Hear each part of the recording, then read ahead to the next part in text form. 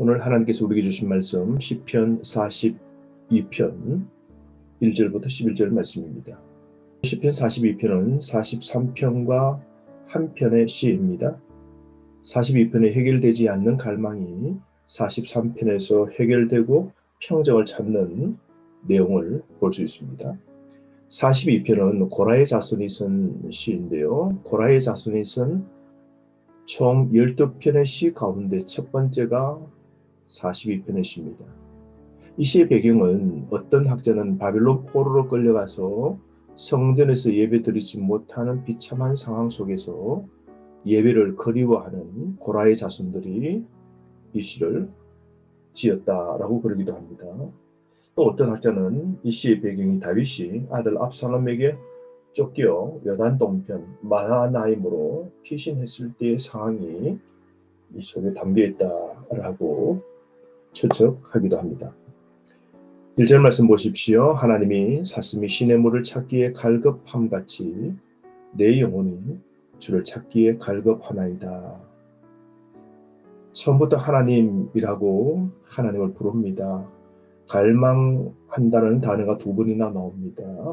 하나님을 절박하게 만나기를 소망하는 이 시인의 모습을 볼 수 있고, 이 시인은 2절 말씀에 보면 내 영혼이 하나님 곧 살아계시는 하나님을 갈망한다라고 그럽니다.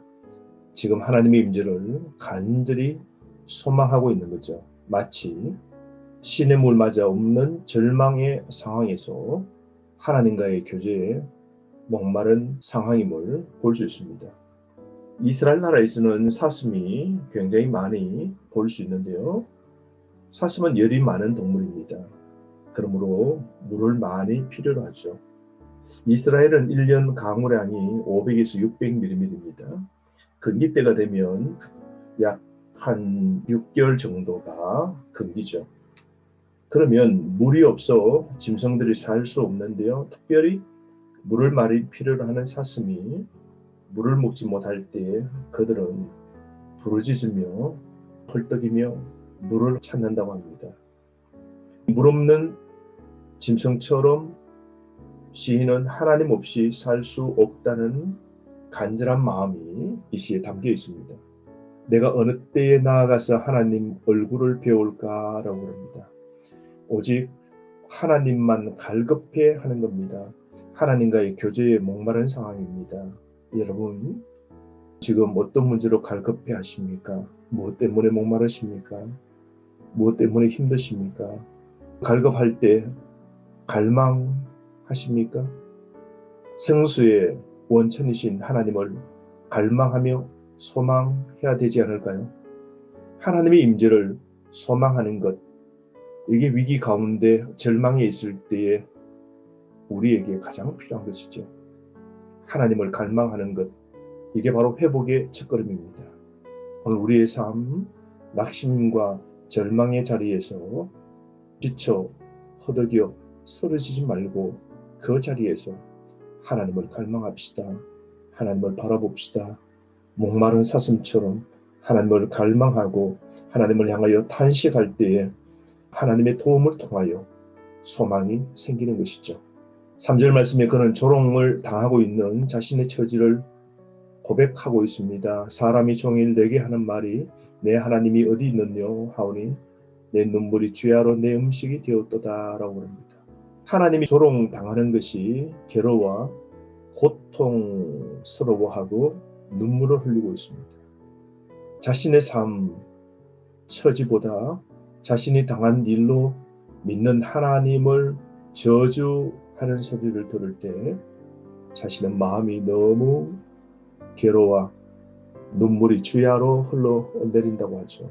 4절 말씀에 내가 전에 성의를 지키는 무리와 동행하여 기쁨과 감사의 소리를 내며 그들을 하나님의 집으로 인도하였더니 이제 이 일을 기억하고 내 마음이 상하는도다라고 합니다. 이전 일을 회상하고 있죠. 과거의 예배의 경험이 소망의 실마리가 됨을 압니다.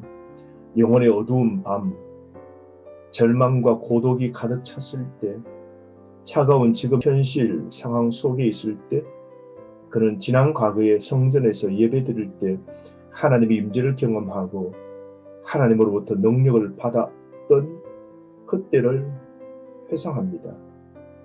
과거의 예배 때 하나님의 임재를 통하여 회복하고 힘을 얻었던 지난 과거를 기억합니다.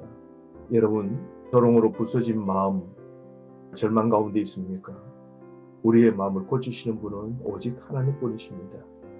하나님과 예배로 교제가 되어야 우리가 우리 삶에서 구원받을 수 있고 문제를 고침받을 수 있고 온전한 회복도 누릴 수 있는 것이죠. 우리가 하나님 앞에 나아가 함께 찬양하고 예배드리는 것, 아버지 집에 머무는 것, 이게 가장 큰 복이죠. 그러므로 여러분, 코로나 위기 때 특별히 우리가 드리는 예배에 사모하는 간절한 마음 잊지 말아야 됩니다. 그러면서 5절에 하나님을 향하여서 간절히 소망을 부르짖습니다. 내 영혼아, 너가 어찌하여 낙심하며 어찌하여 내 속에서 불안하여 하는가? 너는 하나님께 소망을 두라. 그가 나타나 도우심으로 말미암아 내가 여전히 찬송하리로다. 자기를 책망하면서 얼굴을 돌려 하나님을 다시 바라보고 있습니다. 자신을 격려합니다.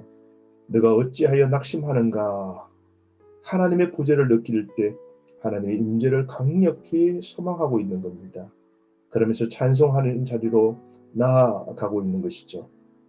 여러분, 지금 낙심과 절망에서 머리를 들고 하나님의 구원을 기다려야 되지 않겠습니까? 낙심하지 맙시다. 불안해하지 맙시다. 하나님께 소망을 두고 하나님을 향하여 다시 찬송할 수 있는 자리에 서게 해달라고 하나님께 믿음으로 나아갑시다. 우리의 도움은 하나님께 있는 것이죠. 그러므로 시인은 6절부터 10절 말씀에 깊은 바다, 즉 원수 압제에서 회복을 갈망하면서 자신의 삶을 탄식하고 있는데요. 6절 말씀에 내 하나님이여 내 영혼이 내 속에서 낙심이 되므로 내가 요단 땅과 헤르몬산과 미살산에서 주를 기억하나이다. 낙심했지만 이제 주를 기억함으로 바닥을 친 자신이 이제 회복을 통하여 상승하고 있는 것이죠. 그러면서 7절 말씀에 고통의 극심한 상황, 혼돈의 원시 바다같이 파괴적인 죽음 같은 고난에 대하여 두려움이 있습니다. 죽음의 물이 덮쳐오는 절박한 지금의 상황입니다. 감정적으로는 혼돈 속에 있습니다. 내적으로 마음의 고통을 겪고 있습니다.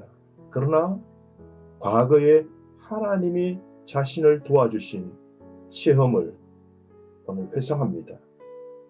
과거에 도와주신 그 하나님이 다시 자신을 붙잡아 구원해 줌을 확실하게 믿고 있는 겁니다. 지금 고난이 있어도 하나님의 구원을 확신함으로 낮밤으로 하나님을 찬양하겠노라 시로 표현하고 있는 것이죠. 7절 말씀에 보면 모든 파도와 물결이 나를 휩쓸었다라고 그럽니다. 파도와 물결은 심판을 나타내고 있죠. 그러므로 심판의 고통이 지금은 연속이지만 그러나 생명의 하나님께 이제 낮밤으로 찬양을 하겠노라 고백하고 있는 겁니다. 여러분, 지금 여전히 고난이라도 회복해 주실 하나님을 믿고 우리도 낮밤으로 찬양합시다. 믿음은 바라는 것들의 실상입니다. 아직 응답이 없을지라도 응답해 주실 그 하나님을 미리 믿고 낮밤으로 찬양하는 삶, 이 믿음이 우리에게 필요한 것이죠. 그러므로 9절 말씀, 내 반석이신 하나님께 말하기를 어찌하여 나를 잊으셨나이까?